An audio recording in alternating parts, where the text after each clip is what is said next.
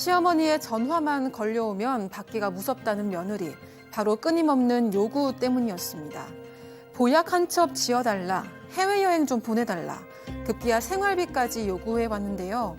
하지만 며느리에겐 무조건 알겠다라고 할 수밖에 없는 사정이 있었습니다. 그렇게 30년의 세월이 지나고 현재 며느리는 사기를 당했다라고 주장하는데요. 대체 그동안 며느리에게 무슨 일이 있었던 걸까요? 자, 여기서 며느리가 60대 며느리십니다. 예, 60대 며느리. 시어머니의 말 한마디 때문에 인생이 송두리째 바뀌게 됐다. 네, 60대고요. 딸이 30대입니다. 그런데 이 시아버지는요, 결혼 전에 이미 돌아가셨습니다. 그런데 남겨진 재산이 300평 땅, 그리고 꼬마 빌딩 하나, 그리고 3층짜리 단독주택, 이게 현재 시세로 모두 50억 원 어치였다고 합니다. 이 원래는 시어머니, 장남인 남편, 시동생까지 3분의 1씩 상속을 받게 돼 있었지만 그 시어머니가 당시에 장남, 그러니까 사연자 남편은 사업하니까 이 잘못하면 재산 날릴 수도 있지 않냐. 그러니까 일단 우리한테 증여를 해라 지시합니다. 그래서 모든 재산은 일단 시어머니와 그 시동생 공동 명의로 돼 있는 걸로 알고 있었고요.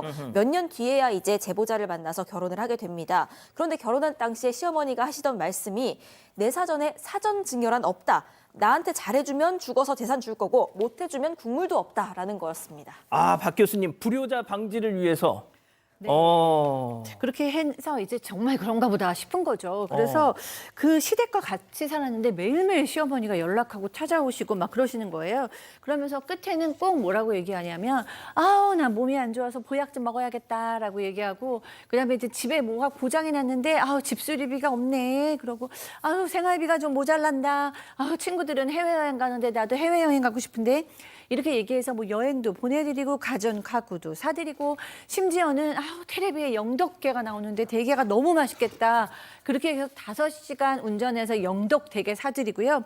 이때 이분이 대기업에 다니고 있었는데 월급의 60%를 나중에는 시어머니를 위해서 썼다고 합니다. 박 변호사님, 예. 참아야죠. 300평 땅에 꼬마 빌딩이 있는데. 근데 여기서 끝나는 게 아닙니다. 자, 충격적인 거는 10년 전에 시동생이 40대 나이에 늦장가를 가게 됐는데 요때도 부릅니다. 야, 아가야, 일로 오거라. 네가 장남 며느리인데 이번에도 신경 좀 써주지 않겠나? 라고 얘기를 하면서 1,000만 원의 신혼여행비를 대신 줬다고 해요. 형수가? 예. 아이고야. 남편 뭐 했냐면 남편 이 사업은 했지만 잘 안 됐다 그러고요. 뭐야. 이런 돈을 좀 벌기 위해서 아내가 주말에 식당 알바도 해서 세상에. 시어머니한테 돈을 줬다고 합니다. 근데 지금 계속 말하는 것처럼 입버릇처럼 하는 말이 있었죠. 나한테 주는 돈 아까워 하지 마라. 나 죽으면 나한테 100배, 200배 돌려줄 끼다. 라고 계속했고 이런 가스라이팅 비슷한 게 한 30년간 이어졌던 것 같습니다. 자, 그런데 이제 최근에 이 시어머니가 80살 좀 넘으셔서 돌아가셨대요.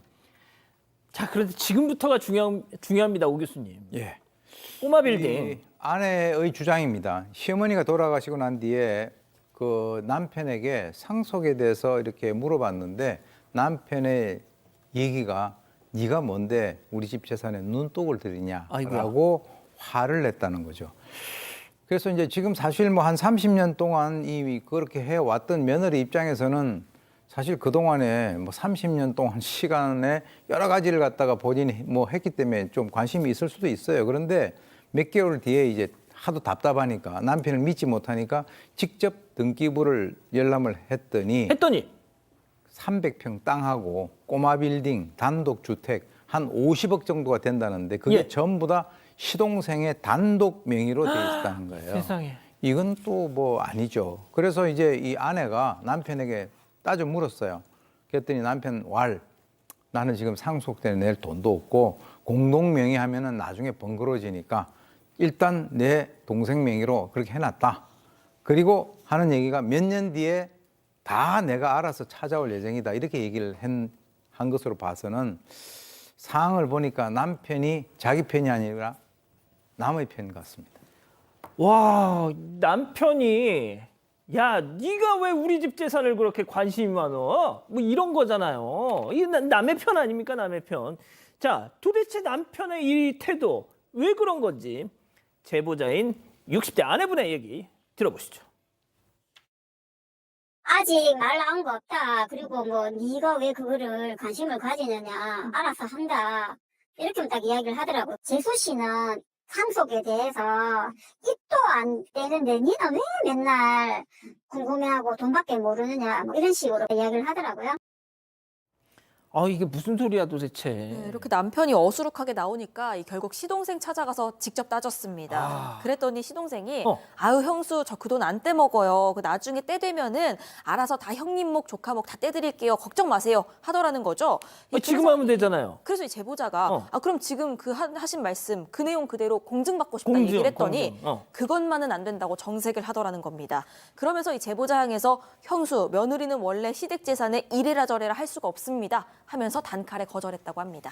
자, 그런데 여기서 또 다른 반전. 알고 봤더니 시어머니가 생전에 남겼던 유언장이 있었다고요? 네, 그렇습니다. 시어머니가 생전에 변호사 사무실까지 직접 가셔서 유언장을 쓰신 거예요. 근데 그때 이 시어머니께서 이 제보자의 딸을 너무 예뻐하셔서 내가 우리 손녀한테 땅을 줄 거다 뭐 이런 식으로 얘기를 하셨어요. 그러니까 이 제보자께서는 우리 부부는 아니라도 이 손녀한테 뭔가 남기신 게 있을 거다라고 생각을 하게 되잖아요. 그래서 유언장을 보여달라라고 얘기하는데 너무나 어이없게도 그 시동생이 보여주질 않는 거예요. 그러면서 형수 유언장에 아무것도 없어요라고 보여주지 않고 심지어는 이 형님한테까지도 유언장을 보여주지 않았다고 합니다. 아, 자, 그런데 지금 이 사연자 60대 아내분 사정이 매우 안 좋다고요. 네, 그렇습니다. 이 그 여성 같은 경우는 사실 그 본인이 대기업에 다닐 정도의 능력이 있었다라고 하고요. 그리고 이제 그 한 30년 동안 본인이 버는 족족 전부 다 시어머니가 요구하는 것을 다 들어주는데 뭐 어떻게 보면 돈을 다 썼다라고 합니다. 그래서 지금 현재 상태는 자신의 명의로 된 집도 하나도 없고 노후 자금도 하나도 없는 그런 아이고야. 상태니까 지금 이제 이 여성이 어떻게 보면 자기 그 시집의 상속에 대해서 뭐 관심을 가지는 것이 좀 불편할 수도 있지만 지금 좀 상황이 좀 다른 것 같아요. 그래서 이 뭐 상속 문제와 관련돼서 남편하고 계속 이렇게 다퉜는데 예. 남편이 한 얘기가 네가 해준 게 뭐냐? 다 내 돈이었다. 이건 또 좀 얘기가 이상하게 돌아가는데요. 그러다가 화를 내면서 가출을 했다 그래요. 아이고야. 그리고 난 뒤에 이제 현재는 별거 중인데 남편은 생활비조차 보내주지 않아서 이분이 낮에는 카페에서 아르바이트하고 밤에는 목욕탕 청소회를 갖다 하고 있답니다. 그래서 이분이 그렇게 얘기를 해요. 제일 답답하고 미운 사람은 다름 아닌 자기 남편이다. 그리고 정말 헤어지고 싶다. 이런 얘기를 했습니다. 알겠습니다. 자, 그럼 여기서 별별 상담소 오늘의 궁금증 짚어보죠. 아, 시어머니 유언장도 안 보여주는 시동생. 시가 이래 정말 며느리는 참견할 권리가 없는 겁니까? 라고 하셨는데, 자, 박 변호사님, 네. 이게 말이 됩니까? 일단 유언장은요. 이 변호사 사무실에서 공증을 받은 것 같아요. 유언 공증을 한 건데 만약에 며느리가 관련성이 있다면 공증 사무실에서 알려줍니다. 뭐 증인이나 집행자가 있거든요. 그러니까 좀 저 얘기를 하는 걸 봤을 때는 정말로 시동생만 관련이 있고 관계가 없을 가능성이 커 보이는 게 좀 사실입니다. 며느리는 못 받았었거나 며느리 가족들은 지금 모른다면 아마 그렇게 좀 생각이 들고, 다만 이 모든 권리는 남편이 지금 가출한 남편이 할 수가 있어요. 형제간끼리 유류분 청구 소송을 제기할 수 있어요.